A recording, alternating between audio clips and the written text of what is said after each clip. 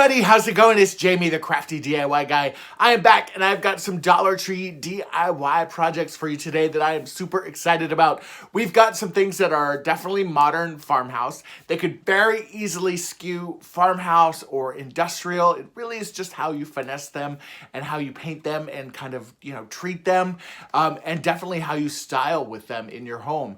These projects are super cool and I was excited to bring these for you for the beginning of 2021, kicking off some DIY projects for you right away.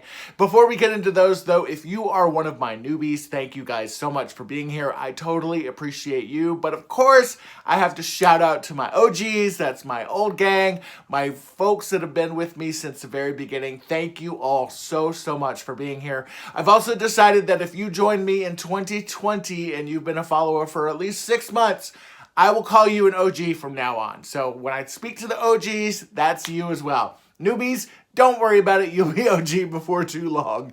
Hey, if you are brand new to the channel, also, maybe YouTube even just recommended this to you, check it out. I hope you'll stay and subscribe. And thank you, YouTube, by the way. All right, let's get into the DIYs, and I'm headed to the gym. All right, everyone, and for project number 1, we are going to use one of these Crafter Square cardboard boxes. We're actually only going to use the lid, so you can use that bottom part for something else. Then we're going to grab some of these bamboo skewers. You can typically find these in the kitchen section at your Dollar Tree store. And then also I grabbed one of these coasters from Dollar Tree. I added some white acrylic paint. I'm going to paint the sides and the inside and the outside, I guess, of this. Really, you don't have to paint the bottom of it if you don't want to, but I wanted to make sure that I covered everything in case we didn't have a perfect fit for that coaster tile. I added a lot more hot glue that I'm showing right here, and I just glued this to the bottom of the lid, kind of like so, and just made sure that that was nice and firm before I started working with it. I then took my bamboo skewers and started to stain them with some antiquing wax. I didn't want to completely cover these, so I took some antiquing wax, put it on my rag here that I use to wipe off a lot of my antiquing wax, and just started to kind of stain, like you see here, all of those skewers. I think I used about 8 of them, and I did end up having an extra one. Then I took the bamboo skewers that I cut down to 10 inches, and I put them in the corners of the box, kind of like you see me doing here. Now, for each one of these, I did add a fairly generous amount of glue, and you just kind of hold it in place until it sits. And as you will see, it creates this great little tower effect, kind of like this. Then I'm going to create some cross beams, and for the cross beams, I'm going to go ahead and add a piece of my bamboo skewer that I just cut down. I just kind of eyeballed it and straddled it across the 2 sides, kind of like so. The pitch of my roof, I'm just going to add some hot glue onto each one of the ends. I took my skewers and cut them down to about 2 inches, I would say. Again, you can do this at any height, any size that you want to. And then I'm just going to add some hot glue in the center and make sure that everything is good and solid before adding my piece across the top. For the piece across the top, again, I'm just eyeballing this, cutting it down to size, and gluing it in place.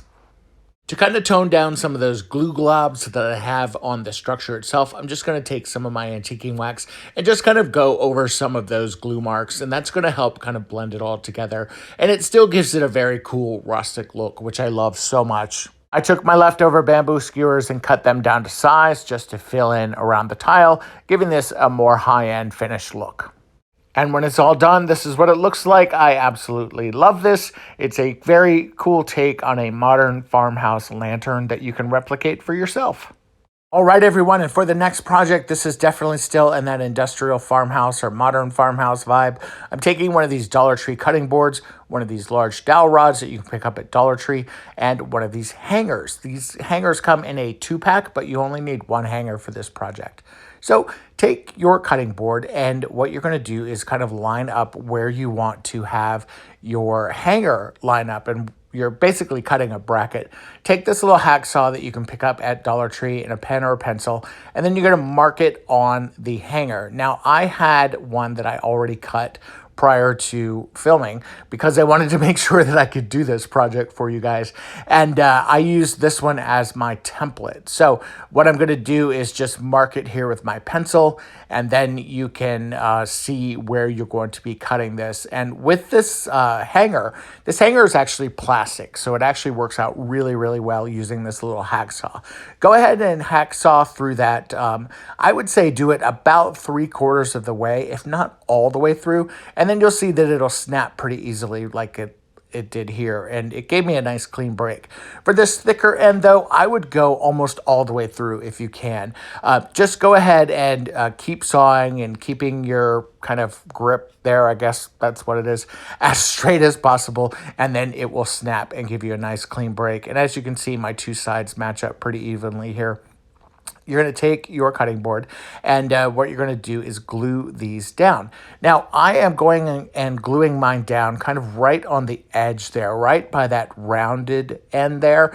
And I apologize, I have some very dirty, filthy fingers here because I've been painting and creating and doing all kinds of fun stuff. But you know, that's the life of a DIYer. Now I'm going to be using my Sure Bonder glue here, and you could use super glue if you wanted to make this, you know, a little extra strong.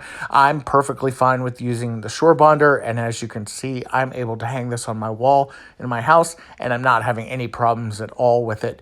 Again, what you will do is glue that down, and then just kind of hold it in place until it's set up, and then repeat for the other side. Now, you can see right now it even looks pretty cool without adding that bracket. But for the rod in the middle, all I'm going to do is take my dowel rod and just cut it down to size. And then what I'm doing here is just adding some antiquing wax just to make sure that it's, you know, a little more fitting within the kind of look and the vibe of the wood tones in that cutting board. Unfortunately, I didn't get it exactly right, so I ended up adding some antiquing wax to the cutting board as well. Totally worked cool though. Take your dowel rod and glue it in between those two brackets, kind of like you see right here. And then it gives you this very cool looking shelf. I love this so much. I actually took this and hung it on the wall, just using a little bit of a nail there. I'm going to change out those nails and probably use like some finishing nails or something smaller, but it gives you the vibe, and you can totally check this out and see how cool it is. I personally think this would also look very cool just sitting on a shelf in your house, kind of like this. And by the way, if you love this little wooden star that I showed on that previous shelf, this is how I did it. My mom got me this set of wooden puzzles for Christmas, and I took the star one out of the packaging and literally just held it together and squirted some glue in between each one of the cracks. I used my fine point glue gun from Sure Bonder and literally just squirted glue around this until it was pretty solid and was not going to fall apart. And that was it. Pretty cool, right? And for my last project today, we're going to be taking one of these cardboard boxes again from Dollar Tree's Crafter Square. This one is the round one. I'm going to take this contact paper that has this cool wood grain that's also from Dollar Tree, and a package of these doorknob pulls that I picked up at Dollar Tree as well. Dollar Tree is killing it with some of these goodies right now. The first thing I did was take my contact paper and just roll it out to an approximate size. I'm not going to measure this or, draw a fancy line or anything like that with my ruler. I'm literally just eyeballing this and cutting it with a pair of scissors. And then this strip that I cut is actually long enough to kind of give me two pieces. It gave me one piece that I could use to wrap around the box itself. And then it gave me this extra piece that I'm going to use to cover the bottom of this. So I'm going to go ahead and cover the bottom of this first. And all you're doing is peeling this away and sticking it down. The great thing about this contact paper is it is very sticky, but it also gives you some flexibility to adjust if you need to. I cut it down to the square down to a circle. I cut some slats into it or some slices into it just to allow it to fold it a little bit easier over that rounded edge there. And then for this rounded piece, this larger piece that we're going to be doing on the outside, I'm just kind of lining it up almost at the bottom of that line of the box there. Hopefully that's making sense. And then as you can see, I'm literally just rolling it onto the box itself and then cutting those little strips or those little slats in the top of it, because this allows it to fold over really easily. If you are covering anything that is a circle, whether you're doing it in fabric or whether you're doing it with this contact paper, always trim it down and then cut those little slices into it, and it makes it so much easier when you're applying this. Now, if you wanted to finish this off and cover the inside of the box, you certainly could. I'm not worried about it because it's going to be filled with some stuff. I'm going to paint the lid now, and as you can see, I'm using a very generous amount of my acrylic paint there. Didn't quite mean to use that much, but I made it work, and it enabled me to have enough paint on that sponge brush to paint the sides and the inside and the top of the lid. I took my heat gun out and just glued it. I didn't glue it. I dried it, and then got the lid where I could work with it. I'm going to set that aside and just make sure that that is good and dry. Now for the star, I peeled away all that cardboard earlier, and then I'm just going to peel away or cut away part of the star, but I'm going to leave it on that cardboard because that cardboard actually allows me to be able to paint this guy really, really easily. You can certainly take it off and hold it by the stick if you wanted to, or the screw that's kind of holding the wood star onto it, whatever it is.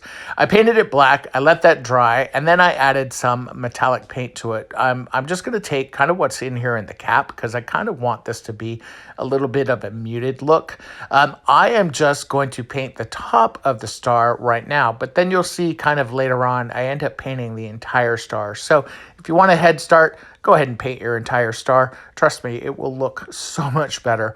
Once the star was painted and dried, I did go ahead and take my sponge brush and kind of slapped it a little bit just to give it a little bit more of an antique look. Now for the hole in the top, I'm just taking a paintbrush. I'm literally taking the paintbrush and just poking a hole in the center of that and then feeding that doorknob pull directly through it and then just adding the screw that comes with the doorknob right to the back of it, and voila. Now this is where you could trim that stem down if you wanted to. It doesn't interfere with anything in the box, so I'm not going to worry about it.